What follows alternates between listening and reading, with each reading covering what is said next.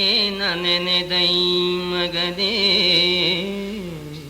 ನೀನೇನ ನೆನೆದೈ ಮಗನೇ ಕುಂತಿ ಸೋನುಗಳ ರಾಜ್ಯಾಪಹಾರದೊಳೇನು ಬುದ್ಧಿ ಏನು ಬುದ್ಧಿ ವಿಲಾಸವು ಆವುದು ಕಾರ್ಯಗದಿ ನಿನಗೆ ದಾನದಲ್ಲಿ ಮೇನ್ ಸಾಮದಲ್ಲಿ ಭೇದಾನುಮತದಲ್ಲಿ ದಂಡದಲ್ಲಿ ನೀವೇನ ನಿಶ್ಚಯಿಸಿದಿರಿ ದಾನದಲ್ಲಿ ಮೇನ್ ಸಾಮದಲ್ಲಿ ಭೇದಾನುಮತದಲ್ಲಿ ದಂಡದಲ್ಲಿ ನೀವೇನ ನಿಶ್ಚಯಿಸಿದಿರಿ ಹೇಳಿ ನಂಜಬೇಡಲ್ಲ. ಮಗನೇ, ಪಾಂಡವರ ರಾಜ್ಯ ಅಪಹಾರ ಮಾಡತಕ್ಕ ವಿಷಯದಲ್ಲಿ ಯಾವ ಬುದ್ಧಿವಂತಿಕೆಯನ್ನು ಉಪಯೋಗಿಸಿದ್ದೀಯಾ ಅಂತ ಕೇಳಿಬಿಟ್ಟು ಜೊತೆಯಲ್ಲಿ ಮಾವ ಅಳಿಯ ಒಂದಾಗಿದ್ದಾರೆ ಅಂತ ಗೊತ್ತು ಧೃತರಾಷ್ಟ್ರನಿಗೆ. ಏನು ಸಾಮ ಪ್ರಯೋಗದಿಂದಲೋ ಜ್ಞಾನ ಪ್ರಯೋಗದಿಂದಲೋ ಭೇದ ಪ್ರಯೋಗದಿಂದಲೋ ದಂಡ ಪ್ರಯೋಗದಿಂದಲೋ ಪಾಂಡವರ ರಾಜ್ಯ ಅಪಹಾರ ಮಾಡೋದಕ್ಕೆ ಏನು ಯೋಚನೆ ಮಾಡಿರುವಿರಿ? ಈಗ ಇಬ್ರು ನಿನ್ ಬುದ್ಧಿ ಏನು ಅಂತ ಮುಂಚೆ ಒಬ್ಬನಿಗೆ ಕೇಳ್ದ, ಈ ಪಾಂಡವರ ಮನೆ ಹಾಳು ಮಾಡೋದ್ರಲ್ಲಿ ಏನು ಬುದ್ಧಿವಂತಿಕೆ ಯೋಚನೆ ಮಾಡ್ತಾ ಇದೀರಿ ಅಂತ ಶಕುನಿಯನ್ನು ಸೇರಿಸ್ಕೊಂಡು ಕೇಳ್ದ. ಒಳ್ಳೆ ಉಪಾಯ ಮಾಡಿದೀರಾ ಇಲ್ವೇ ಅಂತ. ಸಾಮ ಅಂದರೆ ಒಳ್ಳೆ ಮಾತು, ದಾನ ಅಂದರೆ ಕೊಟ್ಬಿಡೋದು ಅಂತ, ಭೇದ ಅಂದರೆ ಅವರಿಗೂ ಅವ್ರ ಅನುಬಂಧಗಳಿಗೂ ಇರ್ತಕ್ಕಂಥ ವಿಶ್ವಾಸನ ಕಮ್ಮಿ ಮಾಡ್ತಕ್ಕಂಥದ್ದು, ದಂಡ ಅಂದರೆ ದೊಣ್ಣೆ ತಗೊಳ್ಳೋದು. ಏನು ಮಾಡಿದೀರಿ ಅಂತ ಕೇಳಿ ಧೃತರಾಷ್ಟ್ರನೇ ಅಂತ ಇದ್ದಾನೆ. ಈಗೇನಾದ್ರು ಹೊಸದಾಗಿ ಏನಾದ್ರು ನೋಡಿದೀರೋ? ಹಳೆ ಪ್ರಯೋಜನವಿಲ್ಲ, ಹಳೆದೆಲ್ಲ ಗೊತ್ತಲ್ಲ ಇವನಿಗೆ. ತಿಂದ ವಿಷವಳ್ಕಿದವು ಮಡುವಿನೊಳಂದು ಬಿಸುಟರೆ ಮುಳುಗಿ ಸುಖದಲ್ಲಿ ಮಿಂದು ಹೊರವಂಟರು ಮಹಾಗ್ನಿಯ ಭವನ ಭಂಗದಲ್ಲಿ ಒಂದು ಕೂದಲು ಸೀಯದು ಮಹಾಗ್ನಿಯ ಭವನ ಭಂಗದಲ್ಲಿ ಒಂದು ಕೂದಲು ಸೀಯದು ಅನಿವರು ಬಂದರು ಇವು ಮೊದಲಾದ ಕೃತ್ರಿಮದಿಂದ ಪಾಂಡವರಳಿದುದಿಲ್ಲ ಇದಕ್ಕೇನು ಕದನೆಂದ. ಮಗನೇ, ವಿಷ ಕೊಟ್ಟು ನೋಡಿ ಆಯ್ತು. ಉದರ ದೀಪನ ಚೂರ್ಣ, ಅವರಿಗೆ ಹಸಿವು ಕಮ್ಮಿ ಆಗಿತ್ತು. ವಿಷ ಕೊಟ್ಟ ಮೇಲೆ ಒಳ್ಳೆ ಈ ಚುರುಕ್ ಮಾತ್ರೆ ಕೊಡ್ತಾರಲ್ಲ ಅಗ್ನಿಪುಟಕ್ಕೆ, ಹಾಗಾಯ್ತು ಅವರಿಗೆ. ಸರಿ, ಮಡುವಿನಲ್ಲಿ ಹಾಕಿದರೆ ಅರಳೆಯ ಹಾಸು ಒಳ್ಳೆ ಸುಪ್ಪತ್ಗೆ ಅಲ್ಲೇ ನಿದ್ದೆ ಹೊಡೆದು ಬಿಟ್ರು ಅವರು. ಬೆಂಕಿ ಹಚ್ಚಿದ್ರೆ ಒಂದು ಕೂದಲು ಸುಡೋಣ ಅಂದ್ರೇನು? ಅಂಥವರಲ್ಲಿ ಯಾವ ಪ್ರಯೋಗ ಮಾಡ್ತೀರಿ? ಯಾವ ರೀತಿ ಅವರನ್ನು ಗೆಲ್ಲೋದು? ಇದಕ್ಕೇನಾದ್ರು ಯೋಚನೆ ಮಾಡಿದ್ದೀರಾ? ಸುಮ್ಮನೆ ಏನು ಪ್ರಯೋಜನ? ನಾವು ಅಸೂಯೆ ಪಟ್ಟು ಇದಕ್ಕೇನಾದ್ರು ಯೋಚನೆ ಮಾಡಿದ್ದೀರಾ ಅಂತ ಧೃತರಾಷ್ಟ್ರ ಕೇಳೋಣ ಮಾವನಿಗೆ. ಮಾವ ಹೇಳು. ನೀವು ಚಿತ್ತವಿಸಿದೊಡೆ ನೆತ್ತದೊಳಾವು ಸೋಲಿಸಿ ಕೊಡುವೆವರನು ನೀವು ಕರೆಸುವುದಿಲ್ಲಿಗೆ ಉಚಿತ ಪ್ರೀತಿ ವಚನದಲ್ಲಿ ನಾವು ಜಾಣರು ಜಿಯ ಜೂಜಿನ ಜೀವ ಕಲೆಯಲಿ ನಾವು ಜಾಣರು ಜಿಯ ಜೂಜಿನ ಜೀವ ಕಲೆಯಲಿ ಧರ್ಮಸುತ ನಿಧನಾವಹವನೆಂದರಿಯನು ಧರ್ಮಸುತನು ಇರನಾವಹವನೆಂದರಿಯನು ಆತನ ಜಯಿಸಬಹುದೆಲ್ಲ. ಶಕುನಿ ಹೇಳಿದ, ನೀವು ಮನಸ್ಸಿಗೆ ಹಚ್ಕೊಂಡ್ರೆ ಜೂಜಿನಲ್ಲಿ ಆ ಪಾಂಡವರ ಸರ್ವಸ್ವವನ್ನು ನಾನು ಹರಣ ಮಾಡ್ತೇನೆ. ಅವರನ್ನ ಭಾವ ನೀವು ಅವರನ್ನು ಇಲ್ಲಿ ಕರೆಸಿಕೊಡಿ, ಮುಂದಿನ ನಾನು ನೋಡ್ಕೊಳ್ತೇನೆ. ಜೂಜಿನಲ್ಲಿ ಶಿರೋಮಣಿ ನಾನು, ಬಹಳ ಜಾಣ. ಧರ್ಮರಾಜನಿಗೆ ಜೂಜಿನ ಚಟ ಇದೆ, ಆಡೋದಕ್ಕೆ ಬರೋದಿಲ್ಲ. ಒಂದೇ ನಿಮಿಷದಲ್ಲಿ ಅವರ ಸರ್ವಸ್ವವನ್ನು ನಾನು ಕಿತ್ಕೊಂಡ್ಬಿಟ್ಟು ಅವರನ್ನ ಕಾಡಿಗೆ ಅಟ್ಟಿಸ್ಬಿಡ್ತೇನೆ. ಅವರನ್ನ ನೀವು ಕರೆಸಿಕೊಡಿ, ಮುಂದಿನ ಕೆಲಸ ಮಾಡೋದ್ರಲ್ಲಿ ನಾವು ಬಹಳ ಜಾಣರು. ಜೂಜಿಂದ ಅವನ ಮನೆ ಹಾಳು ಮಾಡ್ತೇವೆ. ಅಹುದು ತಪ್ಪೇನು ಇದು ಬೆಸಾಧನಬಹುದು ವಿದುರನ ಬುದ್ಧಿಗಭಿಮತವ ಕಡೆ ಕರೆಸುವೆ ವೈಸಲೇ ವಿದುರನ ಬುದ್ಧಿಗೆ ಅಭಿಮತವ ಕಡೆ ಕರೆಸುವೆ ವೈಸಲೇ ಬೆಸಸುವೆನು ವಿದುರಂಗೆ ಕುಹಕವಾತನಲಿಲ್ಲ ಕುಹಕವಾತನನಿಲ್ಲ ನೋಡುವ ನಿಹ ಪರತ್ರದ ಹಿತವನು ಕುಹಕವಾದನಲಿಲ್ಲ ನೋಡುವ ನಿಹ ಪರತ್ರದ ಹಿತವನು ಇದ ನಿರ್ವಹಿಸಿಕೊಡುವರೆ ಮಂತ್ರವು ಇದ ನಿರ್ವಹಿಸಿಕೊಡುವರೆ ಮಂತ್ರವೆಂದನು ಮಗಗೆ ಧೃತರಾಷ್ಟ್ರ. ನೀನು ಹೇಳಿದ್ದೇನೋ ಸರಿಯೇ, ಒಪ್ಪಬಹುದು. ಇದು ಒಳ್ಳೆ ಸಾಧನ. ಜೂಜಿನಲ್ಲಿ ಗೆದ್ದುಬಿಟ್ರೆ ಬಡಿದಾಟ ಏನೂ ಇರೋದಿಲ್ಲ. ಆಗಲಿ, ಆ ವಿದುರನ ಬುದ್ಧಿಗೆ ಇದು ಒಪ್ಪಿಗೆ ಆಗುವ ಪಕ್ಷದಲ್ಲಿ ನಾನು ಅವನ ಮೂಲಕ ಪಾಂಡವರನ್ನ ನಾನು ಕರೆಸಿಕೊಡ್ತೇನೆ. ವಿದುರ ಇದಾನಲ್ಲ, ಬಹಳ ಒಳ್ಳೆಯವನು. ಯಾವ ವಿಷಯದಲ್ಲಾಗಲಿ ಅವನ ಬುದ್ಧಿ ಒಳ್ಳೆಯದು, ಇಹಕ್ಕೂ ಒಳ್ಳೆಯದು, ಪರಕ್ಕೂ ಒಳ್ಳೆಯದು. ವಿದುರ ಹೇಳಿದಂತೆ ನಾವು ನಡೆದು ಬಿಟ್ರೆ ನಮಗೆ ಯಾವ ತಾಪತ್ರೆಯೂ ಇರೋದಿಲ್ಲ. ಆದ್ದರಿಂದ ನಾನು ವಿದುರನ್ನು ಕರೆಸಿ ಕೇಳಿಬಿಟ್ಟು ಮುಂದಿನ ಕೆಲಸ ಮಾಡ್ತೇನೆ ಅಂತ ಅನ್ನೋಣ. ಆಗ ದುರ್ಯೋಧನ ಹೇಳ್ತಾನೆ, ಅಪ್ಪ ಮುಗೀತು ಕಥೆಯಿಂದ. ವಿದುರನ್ನ ಕೇಳಿಬಿಟ್ಮೇಲೆ ನಮ್ಮ ಕೆಲಸ ಮುಗಿದಾಗೇನೆ ಅಂತ. ವಿದುರನ ಹತ್ರ ಏನು ಕೇಳೋದು? ಕೂಳರಲಿ ಸತ್ಕಳೆಗಳನ್ನು ಕಿವಿ ಕೇಳದವರಲಿ ಮಂತ್ರ ಬೀಜವನು ಆಲಿಗಿಲ್ಲದವಂಗೆ ರೂಪು ವಿಲಾಸ ವಿಭ್ರಮವ ಹೇಳುವಂತಿದೆ. ನಿಮ್ಮ ವಿದುರನ ಕೇಳಿಸಿದರೆ ಆ ಕಾರ್ಯ ಗತಿಗೆ ವಿತಾಳವಾಗದೆ ಬೊಪ್ಪ ಎಂದನು ನಗುತ ಕುರುರಾಯ. ಆಗ ಏನು ಗೊತ್ತಿಲ್ಲ, ಏನು ಗೊತ್ತೇ ಇಲ್ಲ ಅವನಿಗೆ. ಶುದ್ಧ ಮಂಕ. ಅವನಲ್ಲಿ ಈ ಕಲೆಗಳನ್ನ ಪ್ರದರ್ಶನ ಮಾಡಿದ್ರೆ ಅದಕ್ಕೆ ಬೆಲೆ ಬರುತ್ತೆ ಅಂತ. ಕಿವಿಯೇ ಕೇಳಲ್ಲ. ಸ್ವಾಮಿ ಮಂತ್ರಾಲೋಚನೆ ಮಾಡಬೇಕಾಗಿದೆ ಬನ್ನಿ ಅಂತ. ಸರಿ, ಇಬ್ರು ವಯಸ್ಸಾಗ್ಬಿಟ್ಟಿತ್ತು, ಬಹಳ ಸ್ನೇಹಿತರು. ಸರಿ, ನೆರೆ ಹೊರೆ ಮನೇಲಿದ್ದಾರೆ. ಇಬ್ರು ರಿಟೈರ್ ಆಗಿ ಆಗಲೇ 10 ವರ್ಷ ಹೋಗಿದೆ. ಇಬ್ಬರಿಗೂ ಕಿವಿ ಕೇಳೋಲ್ಲ. ಆ ಹಿಂದಿನ ಸ್ನೇಹ ವಾಂಚಲ್ಯ. ಹೋಗ್ತಾ ಇದ್ದಾರೆ. ಇವರು ಮಾರ್ಕೆಟಿಗೆ ಅಂತ ಹೊರಟಿದ್ರು. ಒಬ್ರು, ಅವ್ರಿಗೂ ಕಿವಿ ಕೇಳೋಲ್ಲ. ಇನ್ನೊಬ್ರು ಆ ಕಡೆಯಿಂದ ಎದುರಿಂದ ಬಂದ್ರು, ಅವ್ರಿಗೂ ಕಿವಿ ಕೇಳೋಲ್ಲ. ನಮಸ್ಕಾರ, ಮಾರ್ಕೆಟಿಗೆ ಅಂತ ಕೇಳಿದ್ರು ಅವರು. ಅದೇ ಮಾರ್ಕೆಟಿಗೆ ಹೋಗೋಣ ಅಂತ ಮಾಡಿದೀನಿ ಅಂದ್ರು ಅವರು. ಅವರು ಏನೋ ಹೇಳಿದ್ರು ಅಂತ ತಿಳ್ಕೊಂಡಿವ್ರು. ಆಗ ಮಾರ್ಕೆಟಿಗೆ ಹೋಗ್ತೀರನೋ ಅಂತ ಮಾಡಿದ್ದೆ ಅಂತ ಹೇಳಿದ್ರು ಅಂತ ಬರುತ್ತಲ್ಲ. ಹಾಗೆ ಕಿವಿ ಇಲ್ದವರಲ್ಲಿ ಮಂತ್ರಾಲೋಚನೆ ಮಾಡ್ತಕ್ಕಂಥದ್ದು. ಕಣ್ಣೇ ಕಾಣಲ್ಲ. ಸ್ವಾಮಿ ನೀವು ನೋಡ್ಬೇಕು, ಆ ರೂಪ, ಸೌಂದರ್ಯ, ಆ ಗೆಲುವು. ಏನ್ ಪ್ರಯೋಜನ? ವಿದುರನ ಜೊತೆಯಲ್ಲಿ ನೀವು ಮಾತಾಡ್ಬಿಟ್ರೆ ಮುಗಿದೋಯ್ತು ನಮ್ಮ ಕಥೆ ಅಂತ. ವಿದುರನ್ನು ಕೇಳಿದ್ರೆ ಖಂಡಿತ ಅವನು ಒಪ್ಪಲ್ಲ, ಈ ಕೆಲಸಕ್ಕೆ ಅಡ್ಡಿ ಆಗತ್ತೆ. ಆದ್ರಿಂದ ಕೇಳಬೇಡಿ ಇಂದ. ದುರ್ಯೋಧನ ಅಪ್ಪ ಸರ್ವಿಸ್ ಜಾಸ್ತಿ ಅಲ್ಲೇನೋ, ದುರ್ಯೋಧನಿಗಿಂತ ಬುದ್ಧಿವಂತ ಅಪ್ಪ ಅಂದ ಅಲ್ಲ. ಅದಕ್ಕೆ ನಿನ್ನ ಮಂಕ ಅಂತ ಅನ್ನೋದು ಅಲ್ವಾ. ವಿದುರ ಆ ಕಡೆಯವನು ಅಂತಾನೆ ನೀ ಹೇಳೋದು.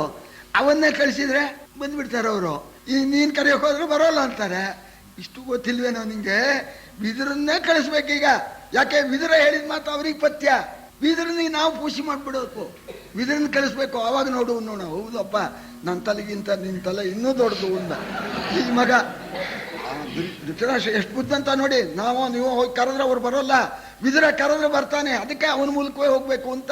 ತಿಳುಹಿ ವಿದುರನನು ಅವರ ಕರೆಯನು ಕಳುಹುವೆನು. ತಿಳುಹಿ ವಿದುರನವರ ಕರೆಯನು ಕಳುಹುವೆನು. ಯಮಸೂನು ನಿಮ್ಮಯ ಬಲುಹಿನಲಿ ಬಳುಕುವನೇ. ಭೀಮಾರ್ಜುನರು ಕಿರುಕುಳರೇ ತಿಳಿವೊಡೀತನ ಬುದ್ಧಿಯೇ ನಿರ್ಮಲಿನಬಹುದು. ತಿಳಿವೊಡೆ ಈತನ ಬುದ್ಧಿಯೇ ನಿರ್ಮಲಿನಬಹುದು. ನಿಧಾನವಿದು ನೀ ಕಳವಳಿಸದಿದ್ದರೆ ಮನೋರಥ ಸಿದ್ಧಿಯಗುದೆಂದ. ವಿದುರನಿಗೆ ನಾನು ಹೇಳೋನು ಹೇಗೆ ಹೇಳಬೇಕು ಅನ್ನೋದು ನಂಗೆ ಗೊತ್ತು, ನೀವು ಹೇಳ್ಬೇಡಿ. ಆ ವಿದುರನಿಗೆ ಹೇಳಿ ಅವನಿಗೆ ತಿಳುವಳಿಕೆ ಕೊಟ್ಟು ಹೀಗೆ ಮಾಡಿದ್ರೆ ಹೀಗಾಗುತ್ತೆ ಅಂತ ಅವನನ್ನ ನಮ್ಮ ವಶ ಮಾಡ್ಕೊಂಡ್ಬಿಟ್ರೆ, ಆ ವಿದುರ ಹೋಗಿ ಕರೆದು ಬಿಟ್ರೆ ವಿದುರನ ಮಾತಿಗೆ ಧರ್ಮರಾಜ ಬೆಲೆ ಕೊಡ್ತಾನೆ, ಭೀಮಾರ್ಜುನರು ಬೆಲೆ ಕೊಡ್ತಾರೆ. ಇನ್ಯಾರು ಹೋದರೂ ಕೂಡ ಸರಿ, ಧರ್ಮರಾಜ ಅವನ ಪಕ್ಷ ಒಪ್ಪಿದ್ರು, ಭೀಮಾರ್ಜುನರು ಒಪ್ಪದೆ ಹೋಗ್ಬೋದು. ನನಗೆ ಅದೆಲ್ಲ ಗೊತ್ತು. ಅದಕ್ಕಾಗಿಯೇ ನಾನು ವಿದುರನಿಗೆ ಬುದ್ಧಿ ಹೇಳಿ ನಾನು ಕಳಿಸ್ತೇನೆ. ಪಾಂಡವರನ್ನ ಅವನು ಕರ್ಕೊಂಡು ಬರ್ತಾನೆ. ನೋಡು, ನೀ ಗಲಾಟೆ ಮಾಡಬೇಡ ಅಂದ. ಧೃತರಾಷ್ಟ್ರ ದುರ್ಯೋಧನಿಗೆ ಹೇಳ್ತಾ ಇದ್ದಾನೆ, ನೀನು ಕಳವಳಿಸದಿದ್ದರೆ ನೀನು ಗಲ್ಗಿಲಾಟಿ ಮಾಡಬೇಡ, ಯಾಕೆಂದ್ರೆ ಎಲ್ಲರಿಗೂ ಗೊತ್ತಾಗ್ಬಿಟ್ರೆ ಅವಾಗ ಮಂತ್ರ ಬಯಲಾಗ್ಬಿಡುತ್ತೆ. ನಾ ಕೆಲಸ ಮಾಡಿಕೊಡ್ತೇನೆ ಅನ್ನೋಣ. ಅಪ್ಪ ಸರಿ, ನೀವು ಮಾಡಿಕೊಡ್ತೀರಿ, ಆದರೆ ನನ್ನದೊಂದು ಅಭಿಪ್ರಾಯ ಇದೆ, ಅದನ್ನು ಈಗಲೇ ತಿಳಿಸಿರ್ತೀನಿ, ಕಡೆಗೆ ಮಾತ್ರ ನೀವು ಬೇಡ ಅನ್ಬಾರ್ದು ಅಂತ ನೋಡ. ಅದೇನಪ್ಪ ವಿಚಾರ? ನೀ ಕರುಣದಲ್ಲಿ ನಮ್ಮ ಸಲಹುವಡೆ, ಆ ಕುಮಾರರ ಕರೆಸಿಕೊಟ್ಟರೆ ಸಾಕು, ಮತ್ತೊಂದಿಗುದಲೇ ಪಾಂಚಾಲ ನಂದನೆಯನು ಕಿ ಮುಂದಲೆ ಬಿಡಿದು ತೊತ್ತಿರೊಳಾಕೆಯನು ಕೊಳ್ಳಿಸಿದಂದು ವಿಶೋಕನಗೆನು. ಪಾಂಚಾಲ ನಂದನೆಯ ನೂಕಿ ಮುಂದಲೆ ಬಿಡಿದು ತೊತ್ತಿರೊಳಾಕೆಯನು ಕೊಳ್ಳಿಸಿದಂದು ನಾ ವಿಶೋಕನಗೆನು. ಆ ದಿವಸದಲ್ಲಿ ಕೃತ ಕೃತ್ಯ ತಾನೆಂದ. ಅಪ್ಪ, ನಮ್ಮ ಮೇಲೆ ದಯ ಇಟ್ಟು ನೀವು ನಮ್ಮನ್ನ ಕಾಪಾಡುವ ಪಕ್ಷದಲ್ಲಿ ಆ ಪಾಂಡವರನ್ನ ಕರೆಸಿಕೊಡಿ. ಮುಂದಿನ ಕೆಲಸ ನಮ್ಮ ಮಾವ ಮಾಡ್ತಾನೆ, ಪಾಂಡವರ ಸರ್ವಸ್ವವನ್ನು ಅಪಹರಣ ಮಾಡ್ತಾನೆ. ಆ ಸಂದರ್ಭದಲ್ಲಿ ನನ್ನನ್ನು ಹಾಸ್ಯ ಮಾಡಿ ಹೊಟ್ಟೆ ಉರಿಸಿದಾಳಲ್ಲ ಆ ಪಾಂಡವರ ಆ ರಾಣಿಯಾದ ದ್ರೌಪದಿ, ಅವಳನ್ನ ಮುಂದೆ ಹಿಡ್ಕೊಂಡು ಎಳ್ಕೊಂಡ್ಬಂದು ದಾಸಿಯನ್ನಾಗಿ ಮಾಡಿದ ಮೇಲೆ ನನ್ನ ಈ ಹೊಟ್ಟೆ ಸಂಕಟ ಪರಿಹಾರವಾಗತ್ತೆ. ಅವಳನ್ನ ತೊತ್ತಿರಲಾಯದಲ್ಲಿ ಕೊಡ್ತೇನೆ, ಅಲ್ಲಿಗೆ ಈ ನನಗೆ ಉಂಟಾಗಿರ್ತಕ್ಕಂಥ ಸಂಕಟ ಹೋಗುತ್ತೆ. ಅದಕ್ಕೆ ನೀವು ಅಪ್ಪಣೆ ಕೊಡಬೇಕು ಅನ್ನೋಣ. ನೋಡೋಣ, ಆ ಕಾಲ ಬಂದ್ರೆ ಅಂದ ಇವ. ಆ ಕಾಲ ಬಂದ್ರೆ ನೋಡೋಣ ಅಂತ. ಹೋಗು ನೀನೆಂದು ಅವನ ಕಳುಹಿದನು, ಆಗ ಮನದೊಳಗಧಿಕ ಚಿಂತಾ ಸಾಗರದೊಳೋರಂತೆ ಮುಳುಗಿದನಂದು ಧೃತರಾಷ್ಟ್ರ. ಈಗಳಿನ ಸವಿಗಳುಪಿ ಮೇಲಣ ತಾಗ ನದಿಯನು ಕಂದನು. ಈಗಳಿನ ಸವಿಗಳುಪಿ ಮೇಲಣ ತಾಗ ನದಿಯನು ಕಂದನು. ಇದಕ್ಕಿನ್ನೇಗುವೆನು ಗಾಂಧಾರಿನಿ ಹೇಳು, ಇದಕ್ಕಿನ್ನೇಗುವೆನು ಗಾಂಧಾರಿನಿ ಹೇಳೆಂದನ ಭೂವಾ. ದುರ್ಯೋಧನನ್ನ ಶಕುನಿನ ಕಳಿಸಿಕೊಟ್ಟ. ಬಹಳ ಚಿಂತೆ ಆಯಿತು ಧೃತರಾಷ್ಟ್ರನಿಗೆ. ಇದರ ಪರಿಣಾಮ ಏನಾಗತ್ತೆ ಅಂತ ಅವನಿಗೆ ಗೊತ್ತು. ಈಗೇನೋ ಅವರು ಸೋಲ್ಬಹುದು, ಧರ್ಮಿಷ್ಠರು ಸೋಲ್ಬಹುದು, ನಾಳೆ ದಿವಸ ಅದರ ಸೇಡನ್ನ ತೀರಿಸ್ಕೊಳ್ತಾರೆ, ನನ್ನ ಮಕ್ಕಳೆಲ್ಲ ಹಾಳಾಗಿ ಹೋಗ್ತಾರೆ. ಏನು ಮಾಡಲಿ, ಒಪ್ಪದೇ ಇದ್ರೆ ಈಗಲೇ ನೇಣು ಹಾಕ್ಕೊಳ್ತೇನೆ ಅಂತ ನಾವು. ಸ್ವಲ್ಪ ಜೀವನ್ ಭದ್ರಾಣಿ ಪಶ್ಯತಿ ಅಂತ ಹೇಳ್ತಾರಲ್ಲ, ಈಗಲೇ ಹೋಗ್ಬಿಟ್ಟೆ ಮಡು ಬಿದ್ದು ಬಿಡ್ತೇನೆ, ಎಲ್ಲ ಹೋಗ್ಬಿಡ್ತೇವೆ ಅಂತಾರೆ. ಕೆಲವು ಕಾಲನಾರು ಇರ್ತಾನೆ. ಈಗ ನಾನು ಈ ಏರ್ಪಾಟ್ ಮಾಡಿಕೊಟ್ರೆ ನಾಳೆ ದಿವಸ ಪಾಂಡವರು ಕಷ್ಟ ಅನುಭವಿಸಿ ನಾಳೆ ನನ್ನ ಮಕ್ಕಳನ್ನೆಲ್ಲ ಸಂಹಾರ ಮಾಡ್ತಾರೆ. ಆಗ ಸಂಕಟ ಪಡಬೇಕು, ಏನ್ ಮಾಡೋದು ಈಗ ಅಂತ ಹೇಳಿ ಏನೂ ತೋಚಲಿಲ್ಲ. ನಂದಾರೆ, ಈಗ ನೀನೇ ಹೇಳು, ನೀ ಹೇಳಿದಂತೆ ನಾನು ಕೇಳ್ತೇನೆ, ನನಗೇನೂ ತೋಚೋದಿಲ್ಲ. ಈಗ ನಿನ್ನ ಮಗ ಹೇಳಿದಂತೆ ನಾನು ಕೇಳದೇ ಇದ್ರೆ ತಮ್ಮಂದ್ರನ್ನ ಕರ್ಕೊಂಡು ದೇಶಾಂತರ ಹೋಗ್ಬಿಡ್ತೀನಿ, ಹಾಳಾಗಿ ಹೋಗ್ಬಿಡ್ತೀನಿ ಅಂತ ಹೇಳಿ ಹೇಳ್ತಾನೆ. ಕರ್ಕೊಂಬಂದ್ರೇನೋ ಮಾವ ಗೆದ್ಕೊಡ್ತಾನೆ, ಏನೋ ಸವಿ ಉಂಟಾಗತ್ತೆ ಅಂತ ಹೇಳಿ ಅವನು ಭಾವಿಸ್ತಾ ಇದ್ದಾನೆ. ಅದು ಇವತ್ತಿಗೆ ಸವಿಯಾಗಿರ್ಬೋದು. ಯಾವುದು ಅಗ್ರತಃ ಅಮೃತೋಪಮವಾಗಿ ಕಂಡು ಕಡೆಗೆ ವಿಷವಾಗತ್ತೋ ಅಂಥ ಕೆಲಸ ಮಾಡಬಾರ್ದು. ಮೊದಲು ಕಷ್ಟವಿದ್ರೂ ಚಿಂತಿಲ್ಲ, ಕೊನೆಗೆ ಸುಖವಾಗ್ತಕ್ಕಂಥ ಕೆಲಸ ಮಾಡಬೇಕು. ಈಗ ನಿನ್ನ ಮಗ ಹೇಳ್ತಕ್ಕಂಥದ್ದು ಇವತ್ತು ಅಮೃತದಂತೆ ಇರ್ಬೋದು, ನಾಳೆ ದಿವಸ ಇದು ವಿಷ. ಏನ್ ಮಾಡೋಣ ಗಂಧಾರಿ, ನನಗೇನು ತೋಚೋಲ್ಲ. ಯಾಕೋ ನಿನ್ನ ಮಕ್ಕಳು ನನ್ನ ಮಕ್ಕಳು ಎಲ್ಲ ಒಂದೇನೆ, ನೀ ಹೇಳಿದಂತೆ ಮಾಡ್ತೇನೆ, ಏನು ಮಾಡಲಿ ನಾನು? ಈ ದುರಂತದ ಚಿಂತೆ ನನ್ನನ್ನು ಕೈ ಬಿಡಿತಾ ಇಲ್ಲ ಅಂತ ಕೇಳೋಣ.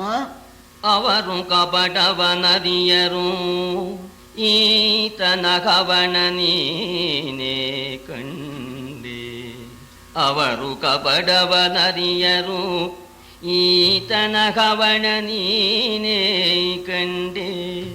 ಕರೆಸಿದಡವರು ನಿಲ್ಲರು ಗೋರಿಯಲಿ ಬಳಿಸಂದ ಮೃಗದಂತೆ. ನಮಗೆ ಬಹುದಪಕೀರ್ತಿಯೀಗ, ನಮಗೆ ಬಹುದಪಕೀರ್ತಿಯೀಗ. ಇನ್ನ ಅವನ ಕುಹಕವಲೋಕವರಿಯದು, ಅವನ ಕುಹಕವಲೋಕವರಿಯದು. ಶಿವ ಶಿವ ಎಂದು ಅಳಲಿ ಮರುಗಿದನಂದು ಧೃತರಾಷ್ಟ್ರ. ಅಂದರೆ ಪಾಂಡವರ ಯೋಗ್ಯತೆಯನ್ನ ನೀನೇ ತಿಳ್ಕೊಂಡಿದೀಯ. ಶುದ್ಧರು, ಕಪಟ, ಕೃತ್ರಿಮ ಗೊತ್ತಿಲ್ಲ.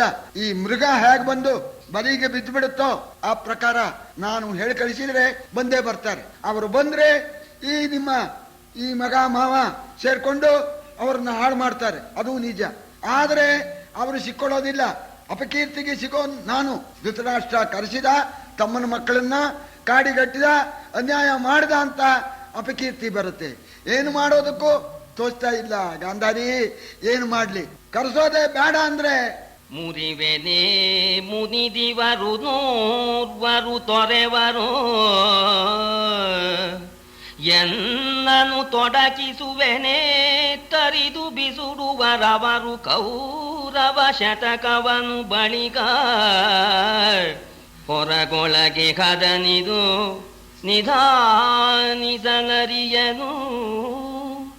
ಎನ್ನ ಸುವಿನಲಿ ಹೃದಯದ ಸೆರೆ ಬಿಡದೋ ಶಿವ ಶಿವ. ಎನ್ನ ಸುವಿನಲಿ ಹೃದಯದ ಸೆರೆ ಬಿಡದು ಶಿವ ಶಿವ ಎನ್ನುತ್ತ ಮರುಗಿದನು ಧೃತರಾಷ್ಟ್ರ. ಸುತರನ್ನು ಕೊಡು ಎಂದು ಅನುನಯದಿ ಬೇಡುವೆನೆ ಸುತರಿಂದ. ಆ ಧೃತರಾಷ್ಟ್ರ ಏನು ಗತಿಪಡದ, ಏನು ಬೇಡಲಿ ನಿನ್ನ ಬಳಿಗೆ ಬಂದು ಅನ್ನೋ ಕೀರ್ತನೆಯಲ್ಲಿ ಹೇಳಿದಂತೇನೆ ಈ ಪದ್ಯ ಇದೆಯಲ್ಲ. ಗಾಂಧಾರಿ ಏನು ಮಾಡ್ಲೆ? ಕರ್ಸೋದಿಲ್ಲ ಅಂತಂದ್ರೆ 100 ಮಕ್ಕಳು ತೊರೆದು ಹೋಗಿಬಿಡ್ತಾರಲ್ಲೇ ಗಾಂಧಾರಿ. ಕರೆಸಿದರೆ ಅವರಿಗೆ ಅನ್ಯಾಯ ಮಾಡ್ತಾರೆ. ನಾಳೆ ಆ ಪಾಂಡವರು ನನ್ನ ಮಕ್ಕಳ ತಲೆಯನ್ನೆಲ್ಲ ಕತ್ತರಿಸ್ತಾರಲ್ಲೇ. ಏನ್ ಮಾಡ್ಲಿ? ಈಗ ನಾ ಸತ್ತೋಗಿದ್ರೆ ಆಗ್ತಿರ್ಲಿಲ್ಲ. ಈ ಮುದುಕನ ಪ್ರಾಣ ಇನ್ನು ಗಟ್ಟಿಯಾಗಿ ಎದೆಲ್ಲಿ ಕೂತಿದೆಯಲ್ಲ ಅಂತ ಎದೆ ಬಡ್ಕೊಂಡ್ಬಿಟ್ಟ. ಪ್ರಾಣ ಹೋಗ್ಲಿಲ್ವಲ್ಲ. ಗಾಂಧಾರಿ ಏನ್ ಮಾಡ್ಲಿ ಅಂತ ಹೇಳಿ ಒದ್ದಾಡ್ತಾ ಇದ್ದಾನೆ ಧೃತರಾಷ್ಟ್ರ ಮಹಾರಾಜ. ಏಕೆ ನಿಮಗೀ ಚಿಂತೆ ಇಂದು, ಏಕೆ ನಿಮಗೀ ಚಿಂತೆ? ಎರಡೌಕಿದವು ದುಷ್ಕಾರ್ಯ ಸಂಧಿ ವಿವೇಕ ನಿಕರದ ನೊರೆದು ಮೋಗರಿಸೊಂದು ಬಾಹೆಯಲಿ. ಈ ಕುರೂರಜನೂರ ಹಿಡಿ ಕುಂತಿ ಕುಮಾರರ ಬಿಡು, ತನೂಜರ ನೂಕು ಹಿಡಿ ಪಾಂಡವರನು. ಎಂದಳು ಪತಿಗೆ ಗಾಂಧಾರಿ. ನೋಡಿ ಎಂಥ ಹೆಂಡತಿ ಗಾಂಧಾರಿ. ಧೃತರಾಷ್ಟ್ರ ಮಹಾರಾಜ ಒದ್ದಾಡ್ಬಿಟ್ಟ. ಗಾಂಧಾರಿ ಅದನ್ನು ಬಿಡಿಸ್ತಾಳೆ. ಯಾಕ್ರಿ ಚಿಂತೆ ಮಾಡ್ತೀರಿ? ಇಲ್ಲ ದುಷ್ಕಾರ್ಯದ ಕಡೆ ಹೋಗಿ ನೀವು, ಇಲ್ಲ ವಿವೇಕದ ಕಡೆ ಹೋಗಿ. ಈ ಎರಡರಲ್ಲಿ ನೀವು ಯಾಕೆ ಯೋಚನೆ ಮಾಡ್ತೀರಿ? ನಿಮಗೆ ನಿಮ್ಮ ಮಕ್ಕಳು ಬೇಕು ಅಂತ ಇದೆಯೋ 100 ಮಕ್ಕಳನ್ನು ಹಿಡೀರಿ. ತಮ್ಮನ ಮಕ್ಕಳು ಹಾಳಾಗಿ ಹೋಗ್ಲಿ, ಮಾಡ್ಬಿಡಿ ಧೈರ್ಯನ. ಇಲ್ಲ ಈ ಮಕ್ಕಳು ದುರಾತ್ಮರು, ಇವರು ತಂಟೆನೆ ಬೇಡ ಅಂತಿದ್ರೆ ಹಾಳಾಗಿ ಹೋಗ್ಲಿ. ಇವರು ನಮ್ಮ ಮಕ್ಕಳಾದ್ರೂ ಹಾಳಾಗಿ ಹೋಗ್ಲಿ. ಮಹಾತ್ಮರಾದ ತಮ್ಮನ ಮಕ್ಕಳು, ಅವರನ್ನು ಹಿಡೀರಿ. ಇಲ್ಲ ಕೆಟ್ಟ ಮಾರ್ಗಕ್ಕೆ ಹೋಗಿ, ಇಲ್ಲ ಒಳ್ಳೆ ಮಾರ್ಗಕ್ಕೆ ಹೋಗಿ, ಯಾವುದೋ ಒಂದು. ಯಾಕೆ ಚಿಂತೆ ಮಾಡ್ತಾ ಇದ್ದೀರಿ?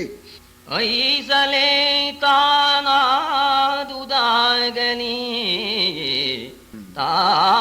ತಾನಾದುದಾಗಲಿ ಲೇಸ ಕಾಣೆನು ನಿನ್ನ ಮಕ್ಕಳ ವಾಸಿಗಳ ವಿಸ್ತಾರ ಮೆರೆಯಲಿ ಹಲವು ಮಾದೇನು. ಆ ಸಭೆಯ ಸರಿಸದ ಸಭಾ ವಿನ್ಯಾಸ ಶಿಲ್ಪಿಗರಾರೆನುತ ಧರಣೀಶ ಕರೆಸಿದನು ಉರು ಸಭಾ ನಿರ್ಮಾಣ ಕೋವಿದರ. ಮಕ್ಕಳನ್ನ ಬಿಟ್ಕೊಡಕ್ಕಾಗೋದೇ ಇಲ್ಲ ಗಾಂಧಾರಿ. ಏನೇ ಆಗ್ಲಿ, ಪಾಪ ಬರ್ಲಿ, ಕಷ್ಟ ಬರ್ಲಿ, ಲೋಕಾಪವಾದ ಬರ್ಲಿ, ಮಕ್ಕಳನ್ನ ಬಿಟ್ಕೊಡೋಕ್ ಸಾಧ್ಯ ಇಲ್ಲ. ಮಕ್ಕಳು ಮಾಡತಕ್ಕಂಥ ಅನ್ಯಾಯದ ವಿಸ್ತಾರ ಮೆರೀಲಿ, ನಾನು ಇವ್ರ ಪಕ್ಷನೇ ಹಿಡಿತೇನೆ ಅಂತ ಹೇಳಿ ಬುದ್ಧಿವಂತ ಧೃತರಾಷ್ಟ್ರ ಒಂದಕ್ಕೊಂದು ಇಲ್ದೇನೆ ಬಾ ಅಂತ ಕರೆಯೋಕ್ಕಾಗತ್ತೇನೋ? ನೆಂಟ್ರನ್ನ ಕರಿಬೇಕಾದ್ರೆ ಮನೇಲಿ ಮದುವೆ ಇದೆ, ಇಲ್ಲ ಸತ್ಯನಾರಾಯಣ ವ್ರತ ಮಾಡ್ತೀನಿ, ನೀವೆಲ್ಲ ಬರ್ರಿ ಅಂತ ಏನೋ ಒಂದು ನಿಮಿತ್ತ ಮಾಡ್ಕೋಬೇಕಲ್ಲ. ಅದಕ್ಕೆ ಬುದ್ಧಿವಂತ ಧೃತರಾಷ್ಟ್ರ ಸಾಮಾನ್ಯನಲ್ಲ, ಕಣ್ಣಿಲ್ಲದೆ ಇದ್ರು ಬುದ್ಧಿ ಕಮ್ಮಿ ಇಲ್ಲ ಅವನಿಗೆ, ಪ್ರಜ್ಞಾಚಕ್ಷು. ಅವಾಗ ಶಿಲ್ಪಿಗಳನ್ನು ಬರಮಾಡಿ ಅಂತ ಅಪ್ಪಣೆ ಮಾಡಿದ್ದಾನೆ. ಸೊಗಸಾಗಿರ್ತಕ್ಕಂಥ ಒಂದು ಕಟ್ಟಡ ಕಟ್ಟಿಸೋಣ ಅಂತ. ಏನಾದ್ರು ಒಂದು ಬೇಕಲ್ಲ, ಹೊಸದಾಗಿರ್ತಕ್ಕಂಥ ನೂತನ ಗೃಹ ಪ್ರವೇಶ, ನೀವೆಲ್ಲ ತಮ್ಮನ ಮಕ್ಕಳು ಬನ್ನಿಪ್ಪ ಅಂತ ಕರೆಯೋಕೆ. ಈಗ ಶಿಲ್ಪಿಗಳನ್ನು ಕರೆಯೋಕೆ ಏರ್ಪಾటు ಮಾಡಿದ್ದಾನೆ. ಅವರೆಲ್ಲ ನಾಳೆ ಶಿಲ್ಪಿಗಳೆಲ್ಲ ಬರ್ತಾರೆ, ಹೊಸದಾದ ಒಂದು ಕಟ್ಟಡ ತಯಾರಾಗುತ್ತೆ.